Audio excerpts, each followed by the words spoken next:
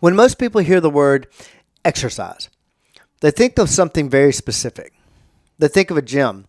They think of a workout, a schedule. They think of sweat, effort, maybe even a little bit of dread. For some people, exercise feels like discipline. For others, it feels like punishment. And for many, it feels like something they know they should do, but never quite stick with. But what if the problem isn't that people don't like exercise? What if the problem is how we've defined it? And what if the body doesn't actually require exercise at all, but something much simpler?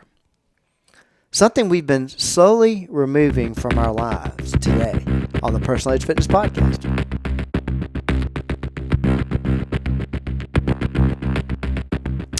Hello again, everyone, and welcome to the Personal Age Fitness Podcast. I'm Garrett Williamson, president of Personal Age Fitness, and as always, we are here to talk about health, fitness, longevity, and pushing back against what I call the lie of age, the ridiculous concept that time passing on a calendar actually causes deterioration. As I always say at Personal Age Fitness, we see something very different. We see people improving every day. We see them getting stronger, moving better, feeling more confident, and that's because we believe your ability is determined by four things. The four components of ability: fitness, nutrition, lifestyle, the absolute most important, mindset, not your age. If you ever like to reach out to us, we'd love to hear from you. Contact us at our website, personalagefitness.com. You can email me, Garrett at personalagefitness.com. Call us at 251-341-0927.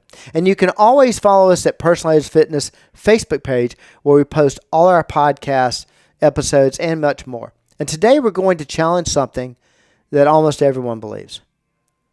We're talking about the lie of exercise, if you can believe it. Let me show you what we've been taught. Most people grow up thinking that exercise is something separate from life. It's something you schedule, something you go do, something that lives in a gym. And it usually looks like 30 minutes on a treadmill. It looks like lifting weights in a structured routine or taking a class, following a program. And because of that, exercise becomes something that feels like an obligation, something you have to do. Why is that a problem? Because anything that feels like an obligation eventually creates resistance. People don't wake up excited to go do something they associate with discomfort, fatigue, or pressure.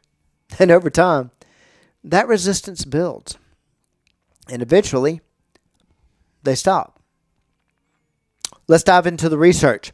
A study published in the Journal of Health Psychology in 2015 found that individuals who associate exercise with enjoyment are significantly more likely to maintain long-term activity than those who associate it with obligation. Another study in preventative medicine in 2003 showed that people who engage in lifestyle-based physical activity, things like walking, recreational activity, and movement through the day, have a similar health benefits and a higher adherence than those that followed structured exercise alone. And the research from one of my favorite places, American College of Sport Medicine, consistently shows that total daily movement is just as important, if not more important, than a structured routine.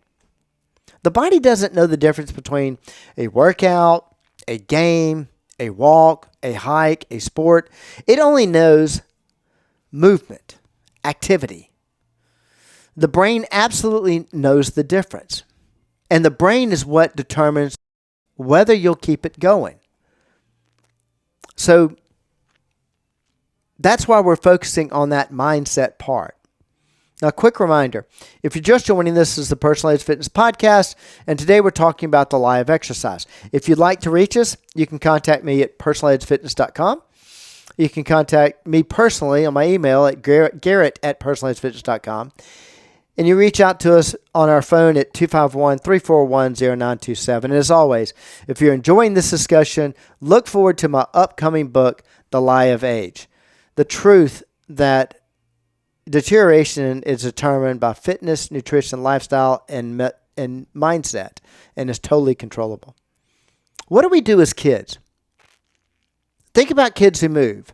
They don't exercise. They run, jump, climb, they play, they compete, they explore. And they do it for hours. We're not timing the workouts. And why? It's not they do it for hours because they're disciplined. They do it because it's fun. What tends to happen as life passes on the calendar? Somewhere along the way, movement gets replaced with structure. Play gets replaced with workouts. Fun gets replaced with obligation. And now instead of asking, what do I enjoy doing? We ask, what workout should I do now? And that shift is where many people lose consistency. So the missing link here, you guessed it, it's play. This is where something incredibly important comes back into the picture. Play includes pickleball, golf.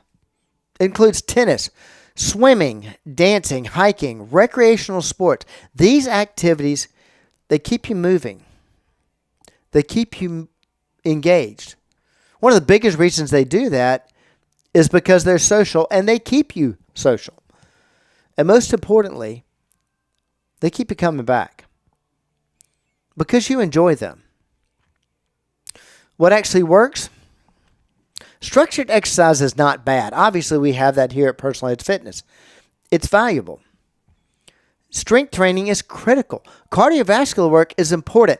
But if that's all you rely on, you're missing something. Because the most sustainable approach includes movement you enjoy. Show you how we look at it at Personalized Fitness. We absolutely incorporate structured training, but we also encourage people to find ways to move outside the gym. Because the goal is not just to get through a workout, the goal is to build a life that includes movement. Also, one of the biggest reasons why people stay with us, it's because of our culture. Again, that social aspect. And of course, as always, this ties directly back to the live age. Because what people often say is, I just can't do what I used to do. But what's really happening is they stop moving the way they used to.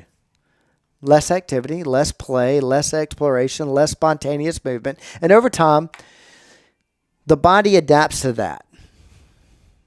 It doesn't get that way because of time. It adopts it to it because of, again, fitness, nutrition, lifestyle, and mindset. Remember, exercise is not the goal. Movement is the goal. And the more you can make that movement enjoyable, the more likely you are to continue it. Because the body doesn't require perfection. It requires consistency. And the easiest way to stay consistent is to do something you don't have to force yourself to do. And helping you rediscover that kind of movement, well, that's just one more way we help you reach your level of wellness. Thank you so much for joining me today. I look forward to seeing you next time.